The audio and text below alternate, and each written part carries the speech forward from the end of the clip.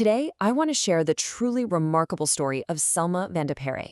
She was a resistance fighter, a concentration camp survivor, and really, a witness to history who didn't just live one life, but two. It's an almost unbelievable story. You know, a poem by her relative, Shelley Velleman, just perfectly captures her life in this one powerful line that echoes through her whole story. It's about survival, for sure, but it's also about everything that comes after. So, how does this even happen? How does a regular teenager from Amsterdam end up as a spy for the resistance and somehow make it through a concentration camp? It's a journey of impossible choices, unbelievable courage, and just profound loss. Let's start at the beginning. To really understand the fighter she became, you have to meet the person she was before her entire world fell apart. So let's go back to Amsterdam, before the war. Selma Velleman was born into this really vibrant, artistic family. Her dad was an actor, her mom was a milliner, a hat maker, and she grew up in a liberal Jewish household where life was, by all accounts, perfectly normal, happy, and full of creativity. And then, the ordinary just became impossible. The Nazi occupation came in and systematically took her world apart. Her father was arrested.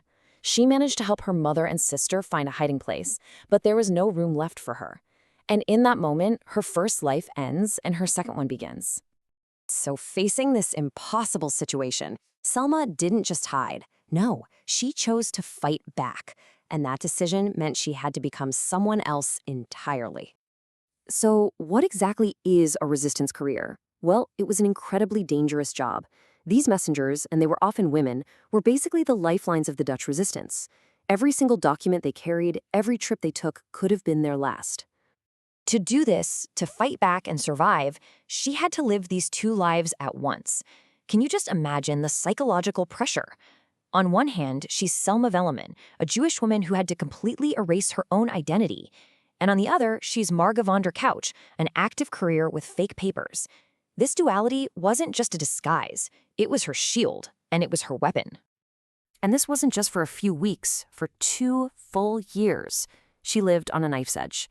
She was traveling all over the Netherlands for a group called the TD Group, and even went right into the heart of the beast, the Nazi headquarters in Paris. The risk was constant, every single day. But a life of constant risk eventually catches up with you. And now we have to turn to the darkest chapter of her story, her capture and her fight for survival inside the infamous Ravensbruck concentration camp. In June of 1944, she was betrayed. But here, and this is absolutely critical, her captors saw Marga von der Couch, the political prisoner. They did not see Selma Velleman, the Jew. That lie, the one she'd held onto for 2 years, almost certainly saved her from being killed immediately. But even as a prisoner, her defiance never, ever stopped. At one camp, Camp Voot, she actually found ways to secretly sabotage gas masks that were meant for German soldiers. A small act, but a direct hit against the war effort from inside the camp itself. Then, at Ravensbruck, she endured these horrific interrogations and forced labor, but she just refused to break. So how did anyone survive a place that was literally designed to destroy your spirit? Well, it wasn't just about being physically strong. Survival often came down to these small but incredibly powerful acts of humanity. Sharing a tiny crumb of bread, reciting a poem from memory, telling stories to each other. These were acts of spiritual resistance. Her survival was ultimately rooted in this profound act of defiance. It wasn't just about passively trying to stay alive. It was an active, conscious choice to deny her tormentors the satisfaction, the victory of her death. And let's be really clear about what she faced. This was a daily battle against lice, dysentery, starvation, and standing for hours in the freezing cold. Death wasn't some big event. It was just the atmosphere. Her survival was a minute-by-minute miracle. When liberation finally came, it wasn't the simple happy ending you might picture in a movie. It was a return to a world that was just tragically and forever changed. On April 23, 1945, the Swedish Red Cross liberated her. And it was only then, once she was finally safe, that she could let go of her shield. Marga von der Couch disappeared, and Selma Velleman came back. But returning to her old self meant she had to face a new, unthinkable horror. The family she had fought so hard to protect, they were gone.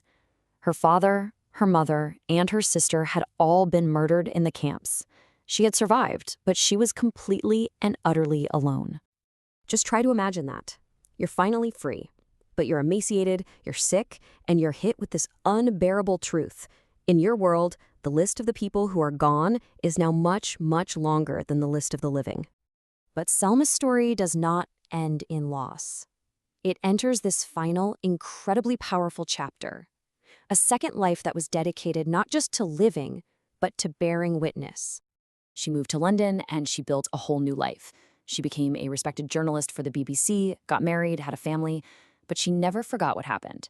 Starting in 1995, she began returning to Ravensbruck, the site of her torture, every single year to speak to students and make sure that history would never, ever be forgotten.